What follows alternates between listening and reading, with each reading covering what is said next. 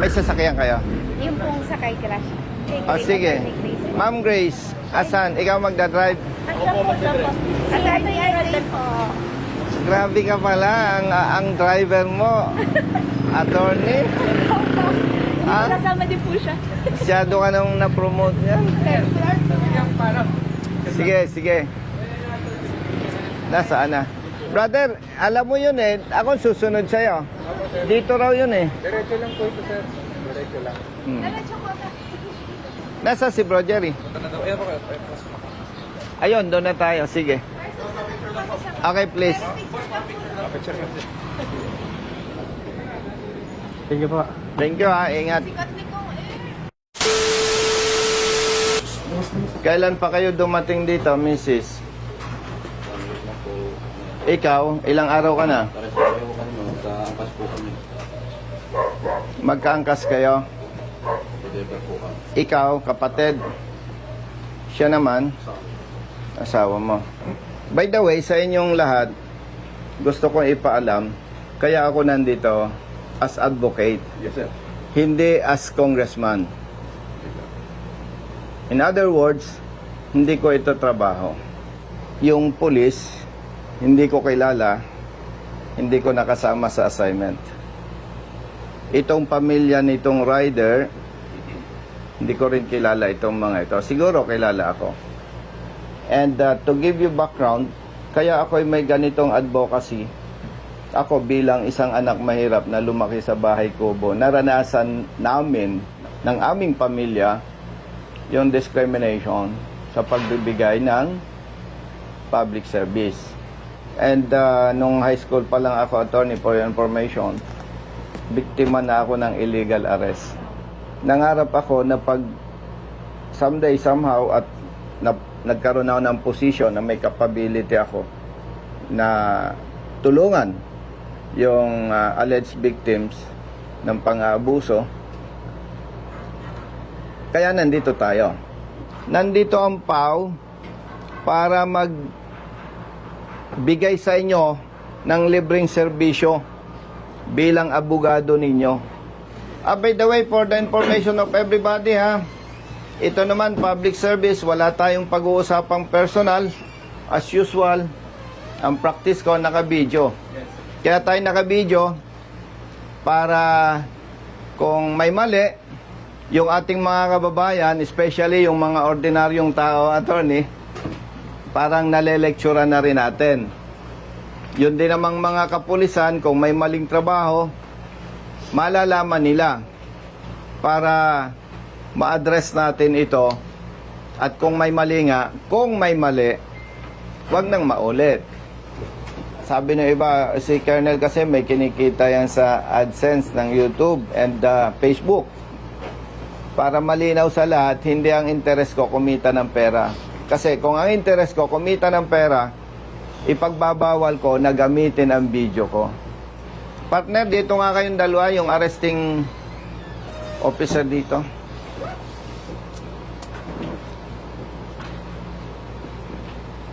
Okay, dahil late yung isang arresting officer, papaalam ko sa lahat, kayo hindi ko kilala, hindi tayo nagkasama sa assignment.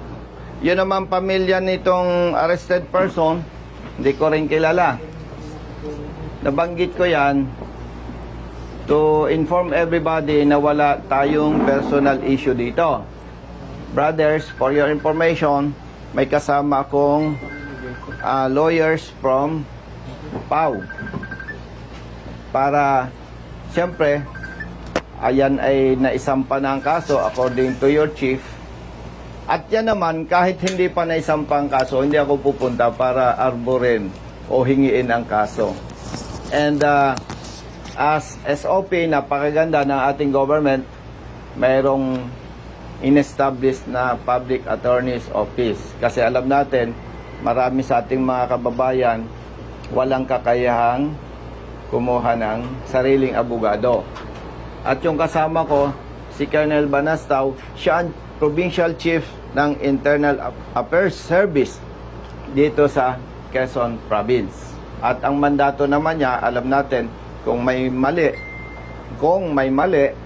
Sa trabaho ng pulis, sila mag-iimbestiga at sila magre-rekomenda ng kaukulang administrative sanction or punishments against police officers involved. So, nandito tayo, hindi para ako ay mag-imbestiga. Gusto ko lang initially malaman yung aligasyon ng arrested person. Taga saan ka? Santa Rosa na yun. Santa Rosa, Laguna. Ikaw ay delivery rider. Lalamog po. Lalamove. Yung item, ano yung item? Ibon po. Ibon. Anong klaseng ibon? Martinez. Martinez, sir. Martinez. Kung Martinez yung item, anong batas ang nilabag? Republic Act 9147, sir. 9147. Wildlife Act natin, sir. Wildlife. Act. Kung ako ang umorder ng ibon, nag-booking ako. Opo. Tama. Opo. Ibig sabihin, kung ako ang umorder, hindi mo ako kilala. Hindi po. Parang nakatambay kang ganon somewhere. Opo. Oops, may nag-booking. Opo. Tama po. Inaccept mo. Tama po. Pinuntahan mo yung item. Opo. Pinick up mo. Opo. Saan mo pinick up? Silang Cavite po. Silang Cavite. Yung pinick upan mo, tindahan or pribadong individual? Bahay po. Bahay. Pagdating mo doon, ang nakausap mo, lalaki, babae. Lalaki po. Anong sabi sa'yo? Yun daw pong, ito na daw po ang pick upin ko na order nung nag-book. Okay. Siyempre, in good faith ka, hindi mo naman kilala ang umorder, inaccept mo. Opo. Kinuha mong item. Opo. Tapos, base doon sa booking, saan mo i-deliver? Lucena City po. Nasa Lucena City tayo, attorney, ano? Okay. Nandito tayo sa police station ng Maritime. Nung mag-deliver ka, malayo dito, malapit. Malayo po. Saan lugar? Paglabas po dito sa kanto, yung pong parang diversion road. Yung meron pong building doon na parang lechon ng ICAS lechon. Doon po mismo sa ICAS lechon sa labas po. Dahil ikaw ay rider, nakakaintindi ka, humigit kumulang ilang kilometer. 500 meters po. Okay. 500 meters. No? Parang kalahating kilometro. Okay. Pagdating mo, sino ang nakaharap mo? Yung pong umorder, yung pong buy, yung pong bumili. Sino? Si Sir Igiya po. Nung kaharap mo na siya, anong naging pag-uusap ninyo? Bali, tumawag po sa akin yung inorderan niya. Kaya wala daw pong Gcash si Sir. Baka pwede daw po ako na lang ang mag-Gcash. Sige po, pwede naman po ako mag-Gcash. Pero sabihin niyo po sa kanya, tawagan niyo po siya para maibigay po sa akin. Ngayon po, nung nagkausap kaming ganon, binaba ko na po yung telepono, yung cellphone ko po. Naantay ko po na tawagan siya. Pagdating doon sa destination, automatically, siya ang nakaharap mo. Opo. Brother, paano mo nalaman na may deliver siyang ibon? Sige. Sir, ang kakontak ko nun, sir, yung kontak ko na nagangalang Boss LJ. Siya bali, sir, yung nagbibigay sa akin ng info kung nasaan na, sir, yung item, sir. Oh. In other words, alpha mo yon. No, sir, hindi ko, yun, sir, ay, May communication ka sa kanya. meron, sir. Siyempre, Yes, sir, meron. kung ako nagbibigay sa'yo ng info, Yes, sir, meron. may communication na. Pinagdala namin, sir. Opa. So, ibig sabihin,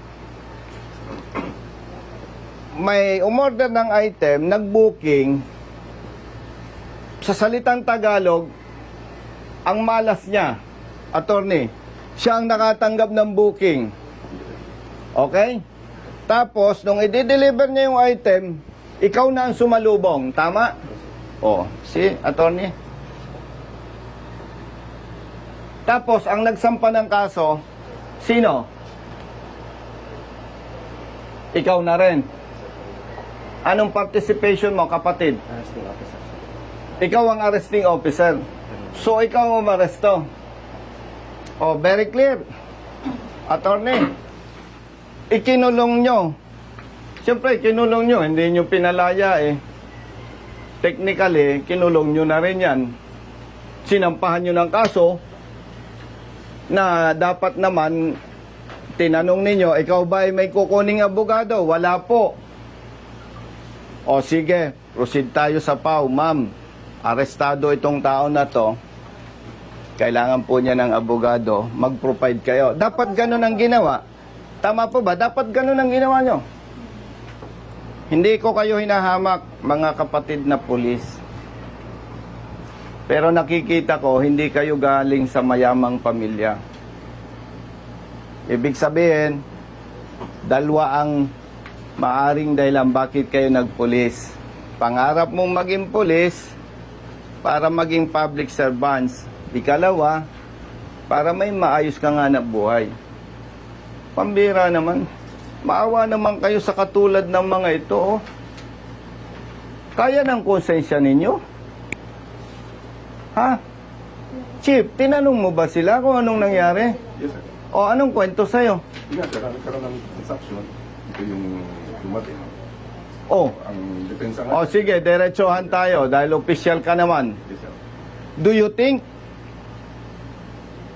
hindi siya biktima? Parang ako lang may sige, baka hindi mo naintindihan ang sistema ng Lalamove. Nakatambay ako dito, may nag-book. Uy, layo naman. Pero okay na rin. Kikita ako eh. Actually po, Click. ang booking ko tatlo. Isang San Juan, Batangas, isang Lucena. Tapos kung papunta na po ako dito, ang daan ko po kasi is Patagaytay. Pumasok po yung booking na Silang to Lucena. So, ikukunin na natin to. Total pa Lucena tayo. Tama. Di, para hindi ako saya, kinuha ko po yung Silang to Lucena. Di ba sa system ng Lalamove, Opo. may booking yan? Opo. Pinadala mo sa office yung kopya, no? Opo. Yung screenshot. Opo. Pinipicture lang po yan. And at the same time, Lalamove can provide official document Opo. or certification. Oh. Chief, may responsibility ka. Yes, sir. Kailangan alagaan mo ang tao mo. Yes. Sir, bali, kaya nga, sir, yung namin yung kaso para ma-investigan po maigi, sir. Kasi Ay, nako. ang depensa niya, nasa yung Lalamove. Yan, oh. May ebidensya siya. Ibig sabihin, kung naglalala mo, brother, yung kapatid mo, baka yung pang nadjamban eh. Seven lang po. Kaya ko lang po siya kinuha ng one kasi naging triple booking po ako. Ang San Juan ko po is 327. Tapos ang isang Lucena ko po is 500 plus. Ginawa na ni customer na 600. Di, may 900 plus na po ako. Ngayon, pag papunta po ako dito, pumasok po yung booking na Silang to Lucena. Sabi ko, kunin na natin to. Kasi para pambawi ng gasolina pabalik. Alam mo, Tony, malas lang nito eh. Siya ang naka-receive ng booking. Ganun kasimple yun. Imagine, ang galing mo, eksakto. Kung ako yung pulis, may asset ako, order ka, pa-deliver mo dito. O, huli ka. Mali ka dito, labag sa batas yan. Sasampahan ka namin ng kaso. Imagine, ha? Kaya ng dibdib nyo? Pambira. Grabe kayo. Kaya ng dibdib nyo yan? Pamilyadong tao. Ako, hindi ako judgmental, pero very clear. Set up yan. Pambira.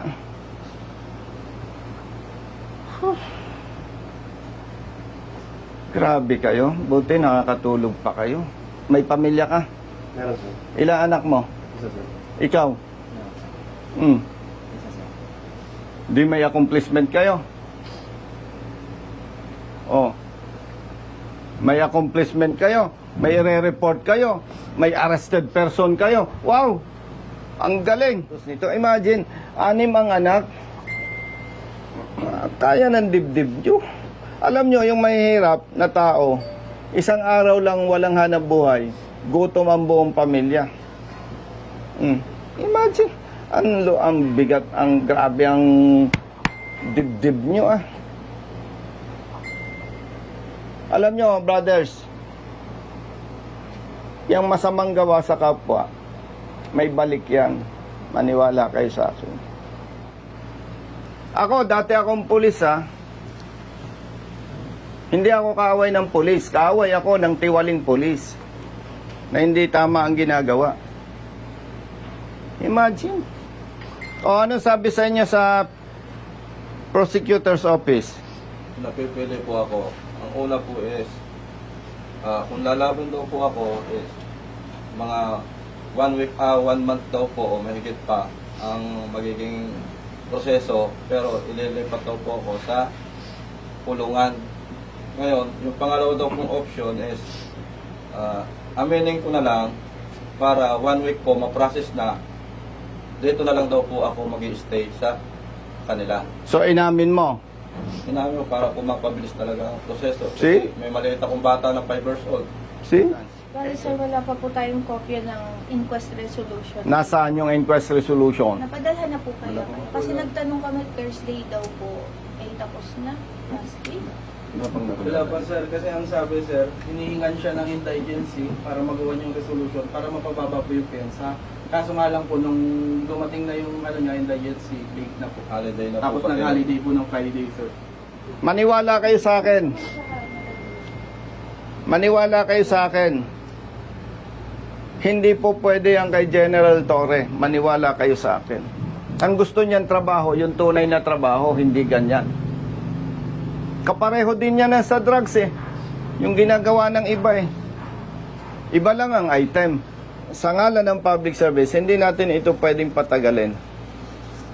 Sa katulad nila na walang pinag-aralan, mahirap lamang na tao, isang kahig, isang tuka, stressful masyado yan. Dahil wala kayong may pakitang resolution, hepe, with your personnel and arrested person and his family, punta tayo sa prosecutor's office. Walang violation doon. Tama ba, Atty.? O kaya, let's go. Halika kayo. Anong floor? Fourth floor. Fourth floor? Sige, fourth floor. Okay, sir. As far as 1, 2, 3. Okay po. Salamat po. Yes, ayun na. Muna na po kayo sa elevator. Salamat po, sir. Thank you.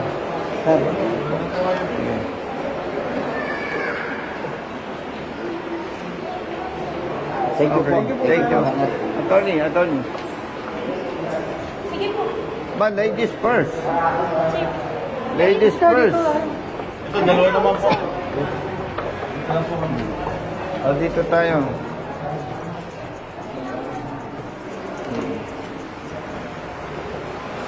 Saan yun? Dito po sa nakay. Dito.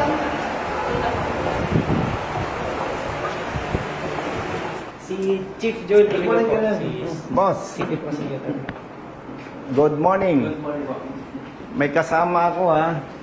By the way, Chief, public service ha? Wala namang usapang personal Yes, no? po. As usual, naka-video tayo. Yes, no problem po. Kasama ko yung mga kaibigan natin, Pau Lawyers. Yes, sige Chief. Kasama ko yung IAS, Police. Oo. Kasi, Chief, tumawag sa akin yung pamilya nitong rider. More than ilang days na? 1 week na po. 1 week na. Kami na attorney ng Pau Lawyers galing sa station. So far, wala silang ma-present na resolution. Nandun lang sila sa police station. That's why, nandito kami to check anong status nung sinasabing isinampang kaso. Sino ang fiscal mo? Hindi ko po kalala kung sino ang Kapatid, mawalang galang sa'yo, Tiger. Yes, Tiger. Di ba ang SOP, tatanungin kung may abogado siya o wala? Yes po, tinanong ko po siya. Ito po kasi Tiger, unang-una, pag mag-i-request kami, tinitingnan namin ang kaso kung meron kaming 3 kategorya. Unang-una, ito pa ay summary investigation, ito ba ay expedited preliminary investigation o ito ba ay regular na preliminary investigation, no? So meron tayong tatlong categories. Itong sa kanya po ay pumapatak ito ng summary investigation. Nung tinignan ko ang kanyang kaso, violation ng Section 27 ng RA 9147, ang parusa sa kanya dito ay pagkakakulong ng 10 araw hanggang 1 buwan. So mabilisan ito. Hindi ito yung ano na talagang tatagal ng gusto. Chief, dahil yan ay nandyan na, naisampa na ang kaso. Naisang pa na itong kaso noong June 5. Ngayon kung may resolusyon na, ito yung na-file, pwede na po kayong magpiyansa. Sinabi ko po sa kanya yan, Sir, meron po pa kayong Certificate of Indigency para mapababa yung piyansa. Kasi kapag may Certificate of Indigency, pinaliwanag ko po sa Opo, inyo. yan, opo. Natatandaan ko po yan. Ang Pinaliwanag magiging niya. pensa yung pinakamalaki ay 10,000. Opo. Or kung mas maliit doon, halimbawa kung ang nakalagay na pensa, katulad dito ay 12,000, Opo. at magsasubmit ka ng Certificate of Indigency, magiging 6,000 na lang po ito. Opo. Pinaliwanag ko sa kanya, Sir, nasabi mo sa akin na kayo ay delivery rider lang. Kung ito ay may file na sa korte, gagawin niyo na po itong depensa. Di ba nasabi ko Opo, tama sa po. korte? Opo, tama po. Ngayon po, kung wala kayong abogado, may libre po tayong abogado sa PAW. Siya po ang magiging abogado nyo. Ito, may binubuhay kasi na 6 na bata, 6 na anak. Kaya ang concern ko, yung legal na pinakamabilis. Simula nung June 5 pa lang, pwede na po kayong magpiyansa kasi nandun na iyon. Attorney, ako may lakad pa sa Kongreso. Bibigyan ko ng pampiyansa. Sinong pwedeng mag-assist? Okay, kasi may hinahabol akong oras. Alam ko, hindi kayo pwedeng tumanggap ng pera. Magbibigay ako ng cash, aalalayan nyo na lang. Wala naman labag sa batas doon, no? Kasi gusto kong linawin sa inyo kung bakit nire-request ko sa katulad nilang hindi nakapag-aral, yung pinag-uusapan natin, hindi nila maintindihan. Kasama po namin nandito lang po sa Oo, ganun na lang. I-assume natin na ma-approve yung reduction ng bail. So, 6,000. Ilang araw ka nang wala nga na buhay? 6 days po ngayon. Bibigyan na lang kita ng 6,000 plus 6,000 pampiyansa. Di 12,000. Dagdagan ko ng 3,000. Di 15,000. Brother Matt, bigyan mo ng 15,000 yan. Ay, kung yun nga pala po tungkol sa motor ko na kuha, ano po pwedeng ikuha doon para ma-release din po? Attorney, yung motor niya, hindi pa marirelease yun. May motion to release po, kailangan request po yun na motion to release motor vehicle. May mga proseso din po nun. Oo nga, may proseso yun, pero gaano katagal yun? Sila, i-assist din po ng abogado na handling lawyer niya. Kayo na mag-assist. Kasi nasa court pa rin po. Kailangan po po namin ng certificate na na-impound sa kanila. Tapos po ay mga ORCR, picture po. Makagagawa mo po ng affidavit po. Sa iba nakapaalam. Ano ba yun? Hindi po. Kapag- ba sa record yung ganun po? Kapag 12,000 yung bail, halimbawa, hindi na-approve, sabihan mo ako sa office. Sige po. O, Mrs. Tawag mo. Maraming Senator na salamat yung po. mag-assist sa inyo. And, Iyas, ang gusto ko mag-cooperate kayo. Hindi ko kayo inoobliga. Ang hinihiling ko sa inyo, mag-cooperate kayo. Magbigay kayo ng statement sa Iyas Opo. para maimbestigahan. Opo. At kung may makita sila na mali na trabaho ng pulis, Opo. mabigyan ng administrative sanction. Opo ko. Okay? Opo ko. Umaasa tayo na sa tulong ng mga PAW lawyers, ma-release agad yung motorsiklo. Opo. Kasi yung po pang hanap buhay ko. Okay? Kung Kapag hindi pa marirelease yung motorsiklo nyo, pinaka-the best, umuwi na muna kayo. Tawagan lang tayo. Pwede rin akong makipag-coordinate kay attorney para hindi sayang yung oras nyo. Alam ko, nakaka-stress yung nag-i-stay kayo sa police station. sobra po. Dahil masakit sa inyo yung dinanas ninyo. Stressful masyado yon. Malinaw sa'yo. Opo. Ngayon, habang wala kang motorsiklo, di wala kang hanap buhay. Sagot ko yung wala mong sweldo. Salamat po ko. Basta ang gusto ko lang, sa ngalan ng batas, mag-cooperate ka. Sige po. Okay? Opo. Ganun lang kasimple yun. Walang personalan, no?